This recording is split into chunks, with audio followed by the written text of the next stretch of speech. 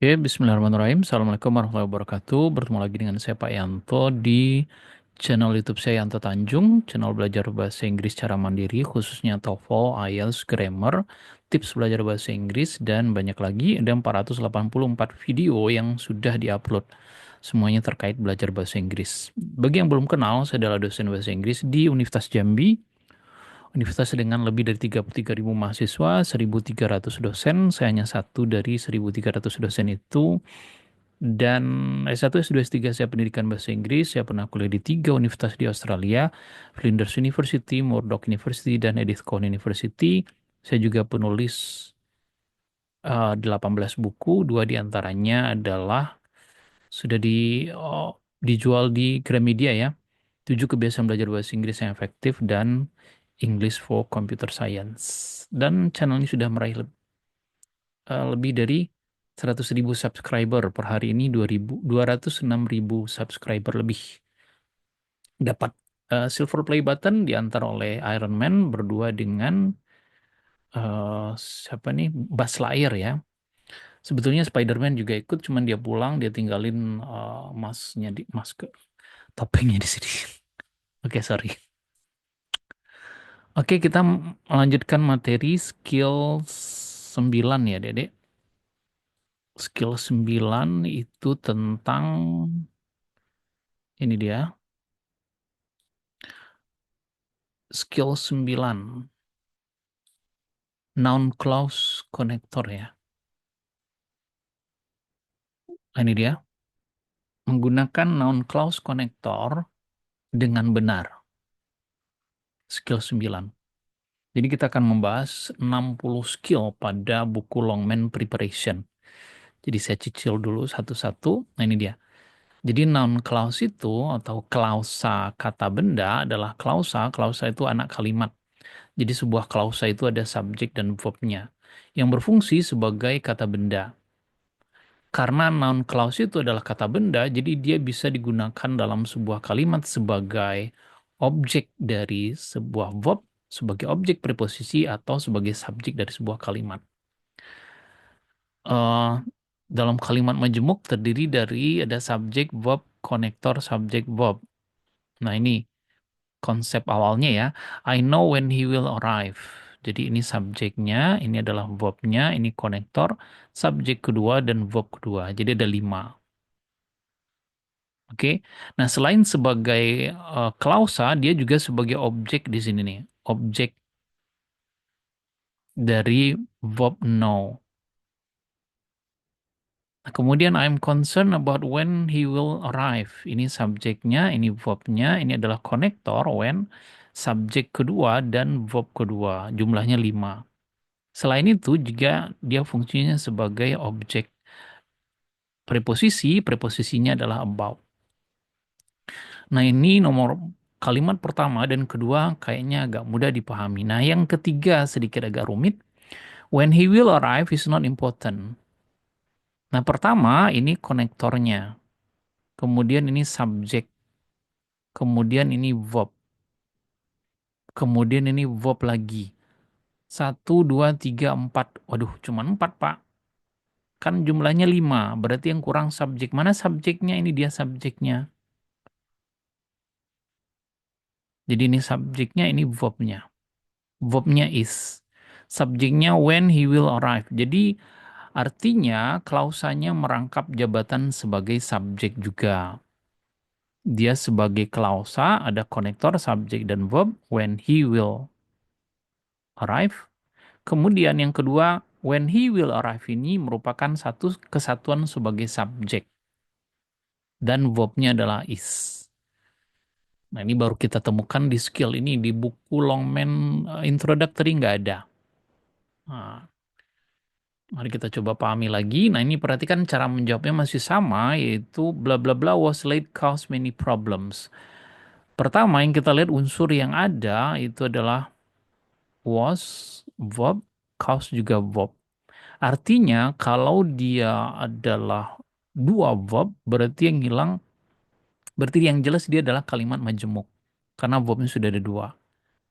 Kalimat majemuk terdiri dari subjek, ya, ini yang lazimnya ya, verb, konektor, subjek, verb.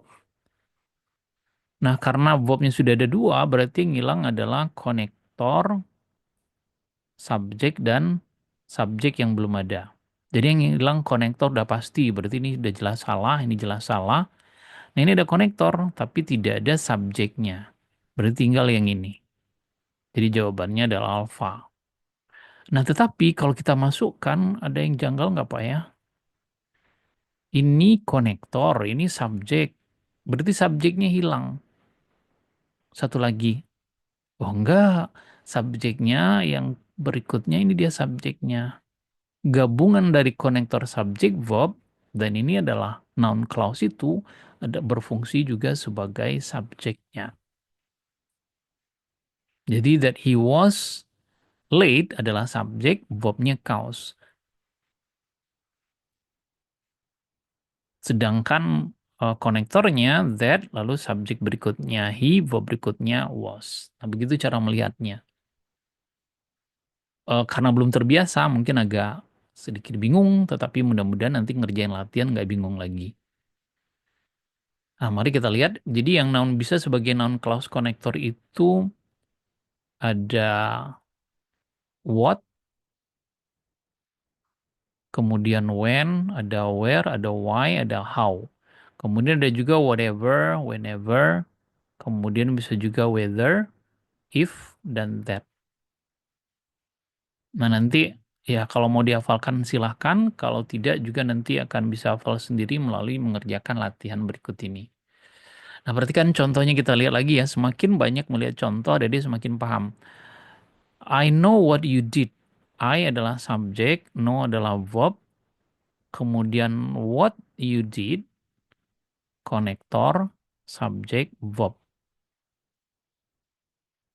Jadi ini subjeknya, verbnya, kemudian ini konektor, subjek, verb. Ini udah lengkap, biasa ini. Konektor, subjek, verb. Sedangkan satu lagi, what you did itu dihitung juga sebagai objek. Ini sih nggak meragukan. Nah, mari kita lihat yang nomor contoh kedua. What you did was wrong. Nah, pertama ini konektor. Yang kedua ini subjek, ini verb. Ini verb. Nah, terus subjek yang satu lagi mana? Ini dia what you did itu berfungsi juga sebagai subjek. Dan verbnya adalah was. Jadi kalau yang ini what you did adalah konektor, subjeknya you, verbnya did. Nah, fungsi yang kedua, ketiga kata ini yang namanya noun clause ini fungsinya sebagai subjek dan verbnya was. Oke, mari kita coba lihat. Jadi latihannya, jadi menentukan benar atau salah. Nomor satu dinyatakan benar. When the season starts is determined by the weather. Ini adalah konektor, ini subjek, ini verb. Kemudian ini verb. Nah, subjek berikutnya ini dia. When the season starts itu juga subjek dan verbnya yang ini. Jadi jumlahnya tetap 5. 1, 2, 3, 4, 5. Jadi yang klausa ini merangkap jabatan. Nomor 2, the manual how device should be built. Ini adalah subjek, ini verb, ini connect. Oh, ini konektor ya. Subjek, konektor, ini subjek lagi, ini verb. Yang nggak ada apa? Verb. Subjek the manual, verbnya nggak ada. Makanya dia kehilangan verb, incorrect. Oke, nah silakan coba kasih waktu diri adik-adik sekitar 4 menit ya untuk menjawab 10 soal. Nanti dipauskan 4 menit lalu coba kerjakan, tentukan subjek, verb, dan konektornya. Nah, gitu. Oke, udah selesai ya? Oke, saya anggap udah selesai. Nah, mari kita diskusikan. Number three, the schedule indicated if the teams would be playing in the final game. Mari kita cek, ini adalah subjeknya, indicated adalah verbnya, if adalah konektor, subjek kedua, verb kedua. Nggak ada masalah, correct. Nah, number four, He refused to enter a plea could not be determined by the lawyer. Mari kita lihat, ini adalah subjek, ini verb, ini adalah verb, kemudian apa yang nggak ada? Konektor yang tidak ada, plus subjek kedua. Incorrect. Talk about where we should go for lunch. Talk adalah verb, where adalah konektor, ini adalah subjek, ini verb. Apa yang hilang di sini? Nomor 5 ini yang hilang adalah subjeknya ya, satu lagi. Subjeknya nggak bisa ini Pak ya, ini nih. Kan kata Bapak konektor subjek bisa sebagai klausa, bisa sebagai subjek. Iya, bisa, tapi ini sebagai noun iya, tapi dia letaknya sesudah objek. Maka namanya objek preposisi, bukan subjek. Subjek itu letaknya di depan. Incorrect. Jadi nomor 5 incorrect.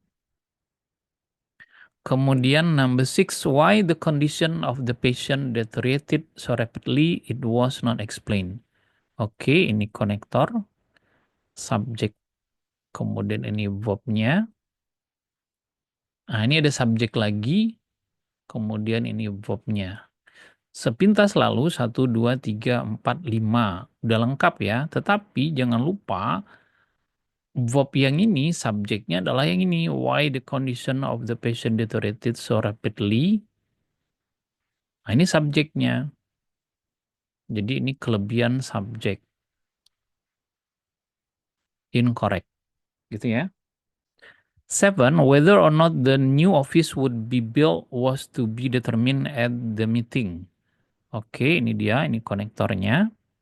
Kemudian ini subjek. Kemudian ini verb, ini juga verb. 1, 2, 3, 4. Kemudian subjek yang lain mana? Ini dia. Ini dia subjeknya. Jadi subjeknya 2. Correct. Jadi subjek whether or not the new office would be built adalah sebuah noun clause yang bisa dianggap sebagai subjek karena letaknya di depan dan verbnya adalah was. Oke, number 8. That the professor has not yet decided when the paper is due. Oke, mari kita lihat. Ini adalah konektor, kemudian ini subjek, ini verb, kemudian konektor lagi, ini subjek, ini verb. Ada yang janggal? Nah, subjek yang ini, verb yang ini, kemudian konektor yang ini. Nah, ada yang kurang kayaknya. Itu yang hilang adalah verb. Kenapa? Karena sebetulnya ini juga subjek.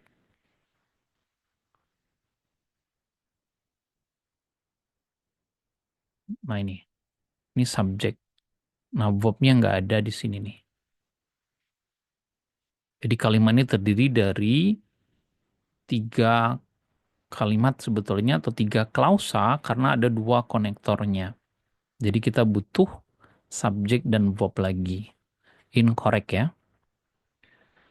Number 9, the contract will be awarded is the question to be answered at the meeting. Oke, ini subjek, ini verb juga. Yang hilangnya konektor ya. Incorrect.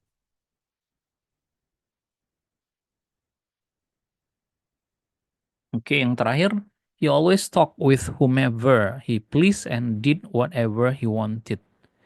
Ini adalah subjek, ini verb, kemudian whomever ini adalah